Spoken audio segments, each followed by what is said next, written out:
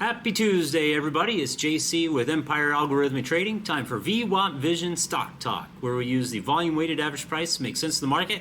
So let's get right to it. Time for those stock talks.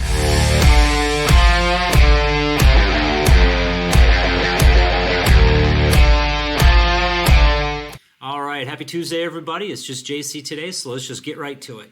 We have the S&P 500 up just a little bit, just the opposite of yesterday. I mean, it seems like opposite days for the past 2 weeks. But it opened up weak and it rallied up strong, closed up just over 3 points, basically, is what it did. Nasdaq Composite was not able to close positive, but it did rally off its lows, held right at the 10-day moving average. Pretty nice look from the Nasdaq compared to yesterday's negative reversal. Small caps looking pretty strong, rallied right back above the VWAP, which is exactly what we want to see, holding right pretty firmly at the 10-day moving average, back above the VWAP, which is the most important part, up 0.8%.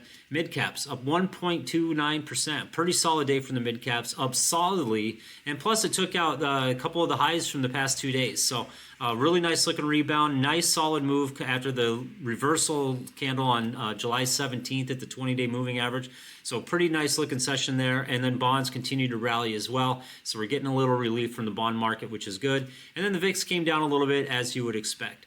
So pretty quiet session overall. I think there's a little bit of waiting going on for some pretty headline earnings tomorrow. I believe Google and Tesla report, and there's a whole slew of earnings over the next 10 days or so. So it's going to be a very interesting kind of a make or break for a lot of stocks, right? And that's kind of what earnings do. They make or break for pretty much a lot of moves. Speaking of moves, we're going to take a look at our most recent breakouts from our algorithm that you can subscribe to at patreon.com/Empire Algorithmic Trading. Again, that is patreon.com/Empire Algorithmic Trading, where you can get access to our daily buy and sell signals. The algorithm kicks out some pretty good stuff because it's simply just price and volume, purely math-based. There's no opinions. We do a really neat arrow review where we just check out the charts and take a look. I let everybody know which ones I'm going to trade. Matt lets everybody know if he's going to trade anything. Pretty exciting. I like it. But we had some good moves today. Frequency Electronics is the move of the day, up 9.3%. This one would have shaken me out probably the day after the buy signal.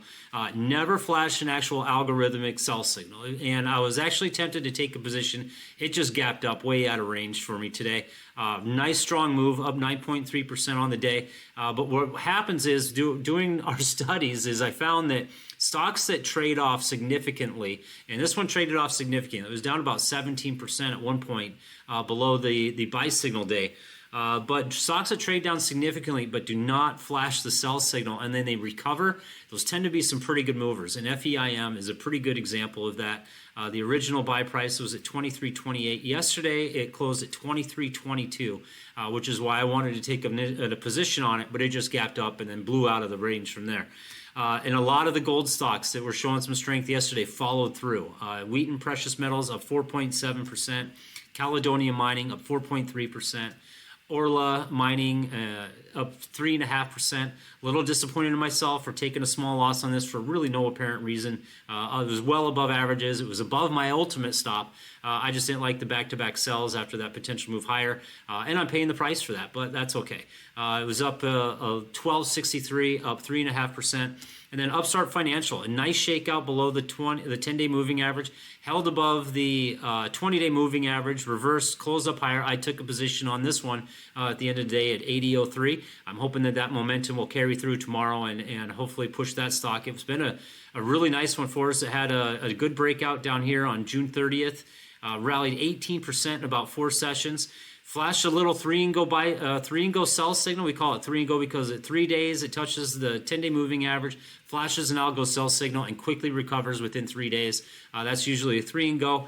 Kind of shook out a little bit today, but it ended up strong. Took out yesterday's high as well as today's high. Took out yesterday's high as well as the day before. So really nice potential shakeout there from Upstart, which is why I took a position.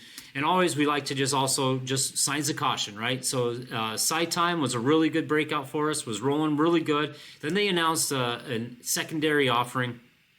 got crushed, ended up taking off the position there at 215. It was looking like it was about ready to come back. It was starting to trade above that VWAP. I was starting to watch and I'm thinking, all right, am I going to take another position on this one?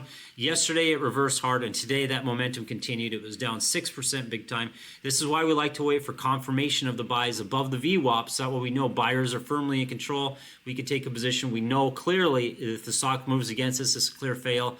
Usually, I should say, it's a clear fail, although Orla was a pretty good example of that not being the case.